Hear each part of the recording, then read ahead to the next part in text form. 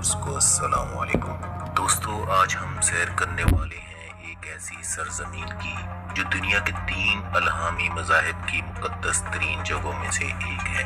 हमारी बड़ी ईद, छोटी ईद, ईसाइयों की ईस्टर और क्रिसमस और इसराइलियों के त्यौहार क्या हैं, क्यों होते हैं, कब होते हैं, यकीनन नहीं मालूम होगा। इन्होंने क़यामत से कबल 2 अहम काम करने हैं। वो क्या हैं?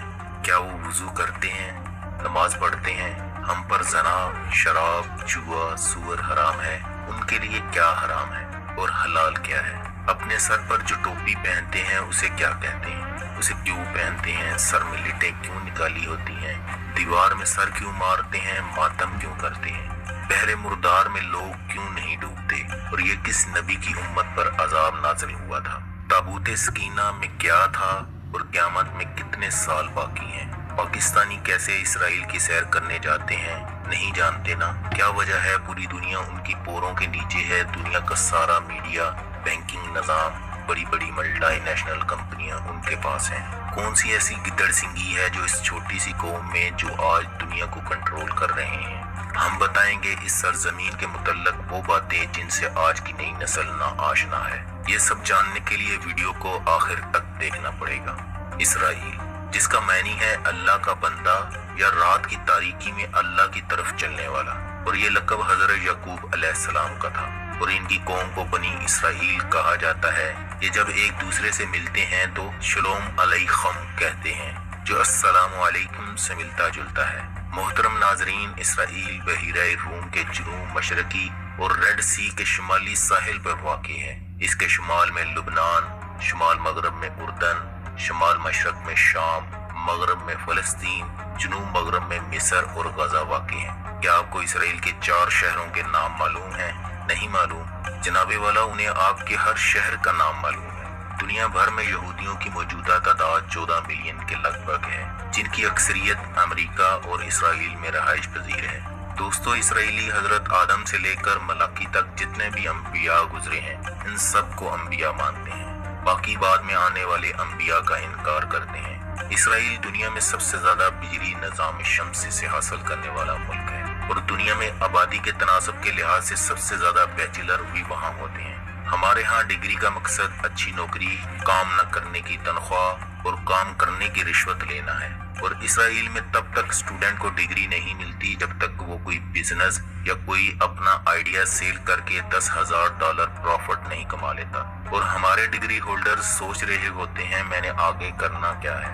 यहूदियों की मुकद्दस तरीन किताब तलमूद के मुताबिक दुनिया का ये फेज 6000 साल पर मुहित है। इनका साल सितंबर में शुरू होता है, इसे ये जश्न तिशरी कहते हैं। अंबरानी में इस दिन को रोश हाशाना यानी साल का सर कहा जाता है। इनके कैलेंडर ने 5789 साल पूरे कर लिए हैं। इनके अकीदे के मुताबिक दुनिया के खात्मे में अब सिर्फ 221 साल बाकी हैं, और अल्लाह के यहाँ एक दिन 1000 साल का है। याद रहे, इसराइलियों के लिए 6 का हिस्सा बड़ी अहमियत का हामिल है। इनका मानना है अल्लाह ने जमीन और आसमान को 6 दिन में तख्लीक किया है, और अल्लाह ने हफ्ते के 7 दिनों में से 6 दिन इन्हें काम करने की इजाजत दी, मगर 7वें दिन यानी यौमुल सब्त हफ्ते के दिन इन पर काम करने पर पाबंदी लगा दी। आप अगर इसराइल का झंडा देखें तो इस पर 6 कोनों वाला सितारा नजर आता है, जिसे स्टार ऑफ डेविड यानी सितारा दाऊदी कहा जाता है, और ये सितारा इनकी पहचान कहलाता है।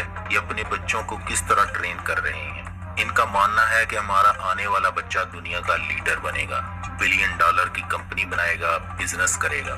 नौकरी का कोई कंसेप्ट नहीं। इनके हाथ जब कोई औरत उम्मीद से होती है तो इसकी मसरूफियात क्या होती हैं। मियाँ बीवी घर से टीवी, मोबाइल गेम्स दूर कर देते हैं, और दिन रात में मैथ के क्वेश्चन बोल कर हल करते हैं। ज्यादा से ज्यादा शतरंज खेलते हैं ताकि बच्चे में शातराना चालें चलने की सलाहियत पैदा हो। इस तरह बच्चे की नशो नुमा होती है, इसकी स्किल डेवलप होती है। इस घर में शोर शराबा तो दूर की बात, सिगरेट तक अलाउ नहीं है। ड्राई फ्रूट्स, जूसेस का ज्यादा इस्तेमाल किया जाता है, और बच्चे की पैदाइश के बाद उसे तीर अंदाजी सिखाई जाती है, जिसको सीखने का हुक्म हमें है। दुनिया की हर बड़ी कंपनी का रिसर्च सेंटर आज इसराइल में है। आने वाले वक्त में सबसे बड़ी जंग इंटरनेट के जरिए लड़ी जाएगी, صرف ایک کلک کے ذریعے پورے ملک کا انٹرنیٹ، سیٹلائٹ لوکیشن سب جیم کر دی جائیں گی۔ وہاں 13 سال کی عمر کے بچوں کو ہیکنگ سکھائی جاتی ہے، وہ اس کے تجربات کرتے رہتے ہیں۔ محترم ناظرین، آپ کو بتاتے چلیں، قاسم، یونا، سبا 3 ایسے سٹی ہیں جن کا پہلا نیم کفر ہے۔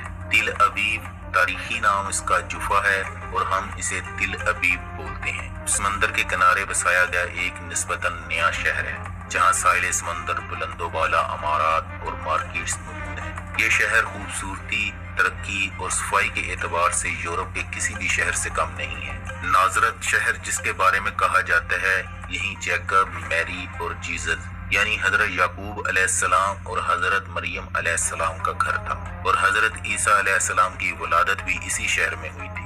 دوستو، اسرائیل میں سب سے بڑا جشن کا دن ہیپی پاسوور یعنی عید فصح کا ہوتا ہے، جو 7 دنوں یعنی 15 اپریل سے 22 اپریل تک منائی جاتی ہے۔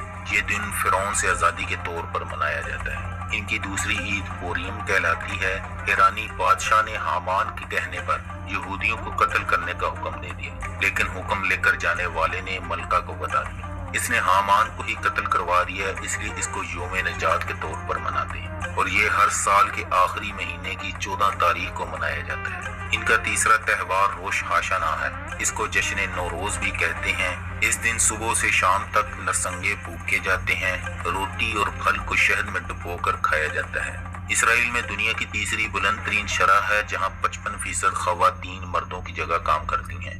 اسرائیل ان ممالک کی لسٹ میں شامل ہے جہاں میٹھے پانی کی کمی ہے، لیکن آج یہ دنیا میں سب سے بڑا سمندری پانی کو صاف کرنے کا پلانٹ اسرائیل میں ہی ہے۔ ہولی چرچ آف سپلچر قبر کو کہتے ہیں۔ عیسائیوں کے نزدیک یہ پاکیزہ ترین جگہ ہے، جہاں ان کے خیال میں حضرت عیسیٰ علیہ السلام کو کروسیفائیڈ کیا گیا تھا، لیکن قرآن کریم کے مطابق حضرت عیسیٰ علیہ السلام کو آسمانوں پر زندہ اٹھا لیا گیا تھا، جبکہ ان کی جگہ کسی اور کو ہم شکل بنا دیا گیا تھا، جسے کروسیفائیڈ کر دیا گیا۔ عیسائی روایات کے مطابق اس چرچ کی پہلی منزل پر واقع پہاڑی پر حضرت عیسیٰ علیہ السلام کو مصلوب کیا گیا تھا۔